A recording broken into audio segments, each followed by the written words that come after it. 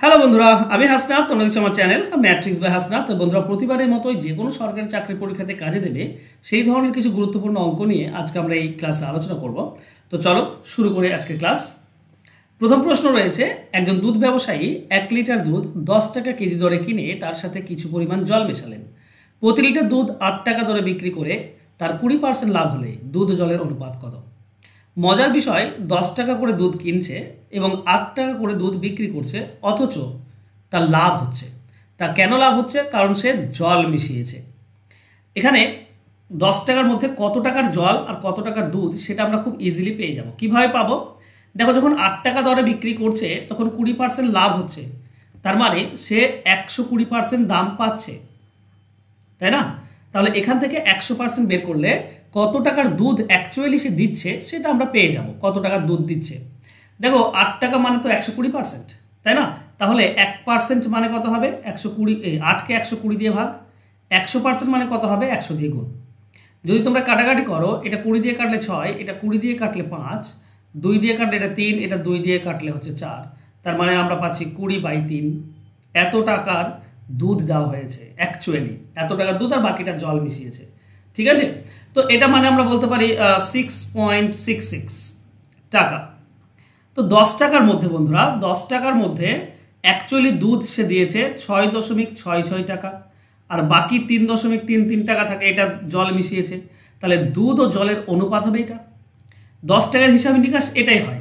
Actually 10 টাকা যে দুধ আমি খাঁটি কিনছি, এই 10 টাকার মধ্যে বিক্রি করার সময় খাঁটি দুধ দিচ্ছে আমি এটা 6.66, এতে আমার কী হবে? লাভ থাকবে, 20% লাভ থাকবে। আর জল মেশাচ্ছি এটা, তাহলে এটা যদি দুধ হয় এটা হবে জল, তো অনুপাত কত হবে? এটা 2:1, বুঝতেই পারছো, এর ডাবল এটা, তাই না? 3.33 এর ডাবল হচ্ছে 6.66, তো ডাবল তো 2:1, এই অনুপাতে জল মিশিয়েছি। অ্যান্সার হবে অপশন এ। চলো যাবো আমরা নেক্সট কোশ্চেনে। পরবর্তী কোশ্চেন হচ্ছে, একটি আয়তক্ষেত্রের দৈর্ঘ্য প্রস্থের থেকে 20% বেশি, প্রস্থের উপর অঙ্কিত বর্গক্ষেত্র এবং আয়তক্ষেত্রের ক্ষেত্রফলের অনুপাত কত? তো একটা আয়তক্ষেত্র প্রথমে আমাকে আঁকতে হবে। ধরো এটা হচ্ছে আয়তক্ষেত্র, এর দৈর্ঘ্য থেকে প্রস্থ 10, প্রস্থের থেকে 10% বেশি। আচ্ছা, প্রস্থটা ধরে নাও 10, তাহলে দৈর্ঘ্য হবে 12, 20% বেশি বলেছে মানে 2 বেশি হবে। 10-এর 2, 20% হচ্ছে 10, এই 2। এবার বলেছে যে প্রস্থের ওপর অঙ্কিত লম্ব। দেখো, প্রস্থের ওপর অঙ্কিত বর্গক্ষেত্র, প্রস্থের ওপর যদি বর্গক্ষেত্র আমরা অঙ্কন করি, তো এটার প্রত্যেকটি বাহুই হবে 10-10, তাই না? তাহলে এর যে ক্ষেত্রফল হবে সেটা হবে 100। আর আয়তক্ষেত্রের ক্ষেত্রফল কত হবে? দেখো, আয়তক্ষেত্রের দৈর্ঘ্য ইন্টু প্রস্থ মানে 10, 12, 120, এটাই তো চেয়েছে। বর্গক্ষেত্রের ক্ষেত্রফল, প্রস্থের ওপর অঙ্কিত বর্গক্ষেত্রের ক্ষেত্রফল আর আয়তক্ষেত্রের ক্ষেত্রফলের অনুপাত। তো এটা 20 দিয়ে কাটলে 5:6, এটাই হবে আমাদের অ্যান্সার। অ্যান্সার হবে অপশন এ। সহজ ছিল অঙ্কটি। চলো যাবো আমরা নেক্সট কোশ্চেনে। একজন চা বিক্রেতা প্রতি 100 গ্রাম 18 টাকা দরের চায়ের সঙ্গে প্রতি 100 গ্রাম 13 টাকা দরের চা 7:3 অনুপাতে মিশিয়ে প্রতি 100 গ্রাম 19.8 টাকা দরে বিক্রি করলে শতকরা কত লাভ হবে? দেখো, সবই তো 100 গ্রামের খেলা, তাই না? তাহলে অনুপাত হিসেবে মিশিয়েছে, একটা 7 ভাগ একটা 3 ভাগ, তাই না? তুমি 100 গ্রামও ধরতে পারো, তোমার ব্যাপার। কিন্তু এটা সব থেকে সহজ নিয়ম হচ্ছে, প্রথমটা 7 ভাগ নিয়েছে তো 18-এর সঙ্গে 7 গুণ, প্লাস দ্বিতীয়টা 3 ভাগ নিয়েছে তো এটা 13 টাকার সঙ্গে 3 গুণ, ডিভাইডেড বাই 7 + 3, কারণ যত ভাগ নেবে তত ভাগ দিয়ে তো ভাগ করলে 1 কেজির দাম পাবে। এখান থেকে তুমি 1 কেজির দাম পেয়ে যাবে। কি পাবে? নিচে তো 10 আসছে, উপরে হচ্ছে 18-7, আচ্ছা 13-3 39, আর 18-7 কত হয়? 8-7 56 আর 70, তারপর 226, 126, সরি 126। তাহলে উপরটা যোগ করলে আমরা পাচ্ছি 9 আর 6 15, 5 হাতে 1 থাকে, 3 আর 2 5, 1 6, 1 ঘর আগে দশমিক চলে যাবে, তো 16.5 টাকা। এটা হচ্ছে আমার দাম, 1 কেজির দাম পেলাম, সরি 100 গ্রামের দাম পেলাম। এটা যদি 100 গ্রামের দাম হয়, আমি বিক্রি করছি কত? 19.8 টাকাতে, তাহলে লাভ কত থাকছে?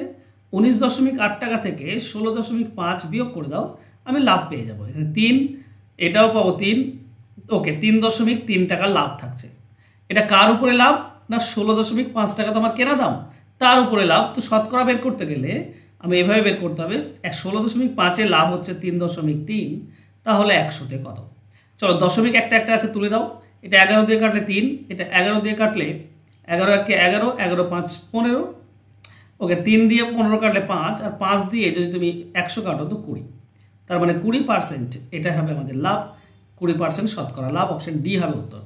তো মজার বিষয়, অনেকে 100 গ্রাম ধরেও করে, ঠিক আছে, 7 মানে 700 গ্রাম ধরে, আর 3 মানে 300 গ্রাম, সে ধরেও করা যায়, কিন্তু সেম জিনিসই আসবে, নিচে তখন 1000 পাবে। 700 গ্রাম আর 300 গ্রাম মানে 1000 গ্রাম পাবে। আমি সেটা করিনি, আমি শর্টকাটে এবং সহজভাবে যেটা করলে খুব সহজে বেরিয়ে আসবে আমি সেভাবে করলাম। আশা করছি বুঝতে পেরেছো পুরো অঙ্কটি। চলো যাবো নেক্সট কোশ্চেনে। একজন তাঁতি একটি শাড়ি 600 টাকায় দোকানদারকে বিক্রি করে 20% লাভ করে, দোকানদার 30% লাভ রেখে ক্রেতাকে বিক্রি করে। যদি প্রতিটি শাড়ি তাঁতি সরাসরি ক্রেতাকে 900 টাকায় বিক্রি করতো, তবে তার শতকরা লাভ কত হতো। দেখো অঙ্কটি পড়ে তোমরা, আমি জানি ম্যাক্সিমাম ছেলে এই 600-র 20% বের করবে নিয়ে দোকানদার, তার 30% বের করবে নিয়ে ক্রেতা, এইভাবেই তো বের করো। কিন্তু ব্যাপার হচ্ছে সেটা তো চাওয়া হয়নি, আমাকে চেয়েছে তাঁতি 600 টাকায় দোকানদারকে বিক্রি করে 20% লাভ করে। এই জায়গাটাতে তাঁতির কেনা দামটা কত পড়ছে এইটুকু বের করলেই তো হয়ে যায়। তাহলে 600 টাকায় বিক্রি করলে 20% মানে 120% দাম পাচ্ছে, তাই না। 120% হচ্ছে 600 টাকা। তাঁতির জন্য যে তৈরি করছে সে যখন 600 টাকায় বিক্রি করে 20% লাভ করে, মানে 120% দাম পায়। তাহলে 120% হচ্ছে 600, তাহলে 1% হবে 600-কে 120 দিয়ে ভাগ, 100% হবে, এইটা হবে তাঁতির তৈরি করতে যে টাকাটা লাগে। ওকে, চলো আমরা কাটাকাটি করি, শূন্য সঙ্গে শূন্য কাটো, 12 দিয়ে যদি আমরা 60 কাটে 12 5 মানে 500 টাকা। তো তাঁতি 500 টাকায় কাপড়টা তৈরি করতে পারে। এবার যদি সরাসরি 900 টাকায় বিক্রি করে তাঁতি, তাহলে 500 টাকার জিনিস যদি 900 টাকায় বিক্রি করে, তাহলে তার লাভ কত থাকবে 400 টাকা। তাহলে আমরা বলতে পারি 500 টাকায় লাভ থাকবে 400 টাকা, 100 টাকায় কত।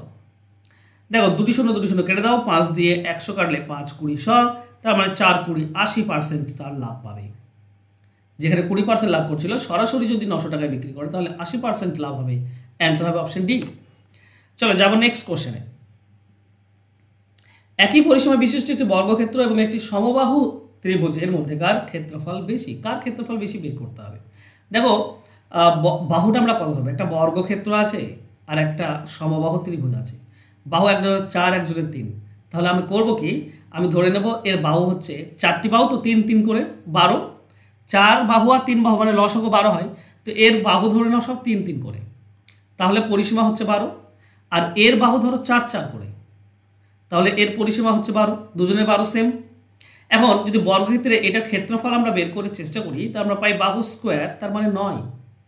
আর এর ক্ষেত্রফল যদি বের করি তাহলে আমরা পাই √3/4 ইন্টু বাহু স্কোয়ার। তো বুঝতেই পারছো বাহু স্কোয়ার মানে 4 স্কোয়ার। তাহলে এখান থেকে আমরা পাবো √3 ইন্টু 4 ইন্টু 4, আর নিচে 4 রয়েছে, এই 4-এর সঙ্গে 4 কেটে দাও, তাহলে আমরা পাবো 4√3। কোনটা বেশি, 4√3 বেশি না 9 বেশি? তো অবশ্যই 9 বেশি। কেন? কারণ এর সঙ্গে যদি কত গুণ করলে আসবে, ওকে 3√3 গুণ করো না, একই তো ব্যাপার। আচ্ছা কোনটার মান বেশি হবে? 9-এর মানটা বেশি হবে, কারণ এটা √3 মানে হচ্ছে 1.7, ঠিক আছে। 2 হলেও তো 8 হয়, তো √3-এর মান তো 2ও নয়, 2-এর থেকেও কম, তাহলে বর্গক্ষেত্রের ক্ষেত্রফলটা বেশি হবে, এটা হবে অ্যান্সার হবে অপশন এ। ক্লিয়ার? চলে যাব নেক্সট কোশ্চেনে। পরবর্তী কোশ্চেন বলা হয়েছে যে 3 জন লোক একটি কাজ 6 দিনে করতে পারে। তারা কাজ শুরু করার 2 দিন পর 3 জন লোক আরও কাজে যোগদান করে, বাকি কাজ কত দিনে হবে? দেখো 3 জন লোক 6 দিনে পারে মানলাম, কিন্তু 2 দিন তো কাজ করে ফেলেছে, তাহলে এখন যে বাকি কাজটা হচ্ছে সেটা হচ্ছে 3 জনের 4 দিনের কাজ বাকি আছে। এই কাজটা বাকি আছে কারণ 2 দিন হয়ে গিয়েছে অলরেডি, 3 জনের আর 4 দিনের কাজ বাকি আছে।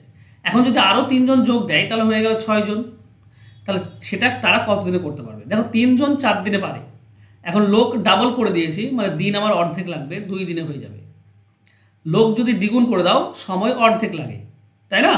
তো 2 দিনে হয়ে যাবে। 3 জন 4 দিনে পারে, 6 জন তাহলে 2 দিনে করবে, অ্যান্সার হবে অপশন বি।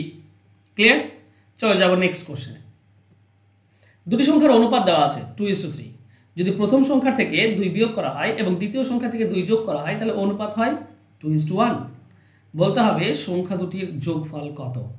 আচ্ছা বেশ, আমরা অনুপাত হিসেবে একটা ধরলাম 2x আর একটা হচ্ছে 3x, তাহলে যোগফল হচ্ছে 5x, এটাই বের করতে হবে আমাকে। এখন বলেছে কি প্রথম সংখ্যা থেকে 2 বিয়োগ করে দাও আর দ্বিতীয় সংখ্যার সঙ্গে 2 যোগ, তাহলে অনুপাত হয় 1/2। 1/2 মানে 1/2। তো কোণাকুণি গুণ করবো আমরা, কোণাকুণি গুণ করলে আমরা কি পাই, 2 এর সঙ্গে প্রথমে গুণ করলে পাই 4x - 4 সমান সমান 1 এর সঙ্গে গুণ করলে 3x + 2। দেখো 3x এদিকে চলে আসলে শুধু x পড়ে থাকবে, বিয়োগ হয়ে যাবে, আর -4 যদি এদিকে যায় প্লাস হয়ে যায়, -2 এর সঙ্গে যোগ করলে +6 হবে। তো x এর ভ্যালু হবে 6। এখন 5x ছিল আমাদের টোটাল যোগফল, তাহলে 5 × 6 তার মানে হচ্ছে 30। সংখ্যা দুটির যোগফল হচ্ছে 30, অপশন ডি হবে উত্তর। সংখ্যা দুটি যদি বের করতে বলতো তো প্রথমটা হতো কত, 2 × 6 = 12, আর দ্বিতীয়টা হচ্ছে 3 × 6 = 18, তাই না? x এর ভ্যালু হচ্ছে 6। চলো যাবো নেক্সট কোশ্চেনে। পরবর্তী কোশ্চেন বলেছে x অনুপাত y সমান সমান 17.5 অনুপাত 22.5, তাহলে x এর মান কত? আচ্ছা এটা লাস্ট কোশ্চেন। লাস্ট কোশ্চেনে যাওয়ার আগে বলি, এই যে ফোন নাম্বারটা দেখতে পাচ্ছ এটা আমার পার্সোনাল ফোন নাম্বার, এই নাম্বারে যোগাযোগ করতে পারো যদি তোমরা চ্যাপ্টার ধরে ধরে অঙ্ক শিখতে চাও। ঠিক আছে, খুব কম পয়সায় তোমাদেরকে আমি 6 মাস ধরে অঙ্ক শেখাই। তো তোমরা যদি অঙ্ক শিখতে চাও তো ফোন নাম্বারে আমার সঙ্গে যোগাযোগ করে নিও। আর যে কোনো পরীক্ষার জন্য তুমি অঙ্ক শিখতে পারবে চ্যাপ্টার ধরে ধরে, পাটিগণিত, বীজগণিত, জ্যামিতি, পরিমিতি সমস্ত কিছুই একটাই কোর্সে করিয়ে দিই আমি। তো তোমরা চাইলে ভর্তি হতে পারো। ওকে, দেখো এখানে যেটা চেয়েছে এটা সমান অনুপাত, এটার সঙ্গে এই অনুপাত সমান। সমান অনুপাত থাকলে আমরা যেটা জানি সেটা কি বলতো, সেটা হচ্ছে প্রথমটার সঙ্গে শেষটার যে গুণ আর দ্বিতীয়র সঙ্গে তৃতীয় যে গুণ সেটা সমান। তার মানে x এর সঙ্গে 17.5 সমান সমান হবে 7 × 22.5, তাই না? তো x এর ভ্যালু কি পাবো আমরা, x এর ভ্যালু পাবো 7 × 22.5 ডিভাইডেড বাই 17.5। একটা করে দশমিক আছে তুলে দাও, এবার 25 দিয়ে কাটলে 7 হয়, এটা 25 দিয়ে কাটলে 9 হয়, 7-এর সঙ্গে 7 কেটে গেল, তো x এর ভ্যালু হচ্ছে 9। এটাই হবে অ্যান্সার, অপশন এ হবে সঠিক উত্তর। ক্লিয়ার? ওকে বন্ধুরা, এই ছিল আজকে ক্লাস। আশা করছি আজকের ক্লাস তোমাদের ভালো লাগবে। আবারও বলি, তোমরা যদি অঙ্কের জন্য ভর্তি হতে চাও, অঙ্ক যদি শিখতে চাও, উপরে দেখা একটা ফোন নাম্বার দেওয়া আছে, এই নাম্বারে আমার সঙ্গে যোগাযোগ করে নিও, এই নাম্বারে পেয়ে যাবে আমাকে। ওকে, থ্যাংক ইউ সো মাচ বন্ধুরা আজকে আমার সঙ্গে জুড়ে থাকার জন্য। দেখা হবে নেক্সট ক্লাসে। ততক্ষণ ভালো থেকো, সুস্থ থেকো, ধন্যবাদ।